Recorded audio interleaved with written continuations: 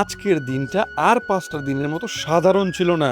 আজ ওর জন্মদিন, আর এই স্পেশাল দিনটাকে আরো একটু স্পেশাল করে তুলতে আমরা বেরিয়ে পড়লাম কলকাতার কোলাহল থেকে দূরে ইছামতি শহর টাকির উদ্দেশ্যে। ওপারে বাংলাদেশ, এপারে আমরা, নদীর মৃদু হাওয়া আর পরিবেশটা, ব্যাস আমার সাথে ওর এই বার্থডে ট্রিপটা হয়তো এবার সার্থক। ইছামতির পাড় ধরে আমরা বাইক নিয়ে চললাম সামনের দিকে। টাকিতে এসে যেটা না দেখলে ট্রিপটাই অসম্পূর্ণ থেকে যায় সেটা হলো এই গোলপাতার ফরেস্ট।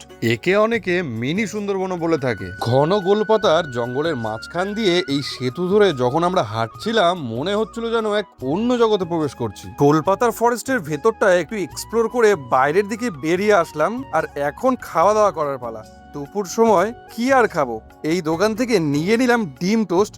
আর এই দোকানটা গোলপাতা ফরেস্টের ঢোকার আগে ঠিক আগেই রয়েছে। দোকানটা তোমরা যাতে বুঝতে পারো সেই জন্য আমি একটু ভালো করে জায়গাটা তোমাদেরকে দেখিয়ে দিলাম। গাছের পাতার ফাঁক দিয়ে আসা বিকেলের নরম আলোটা জাস্ট অসাধারণ লাগছিল। শ্রেয়ার জন্মদিনে যে ওকে এত সুন্দর একটা জায়গায় ঘুরতে নিয়ে আসতে পারবো সেটা আমিও ভাবতে পারিনি।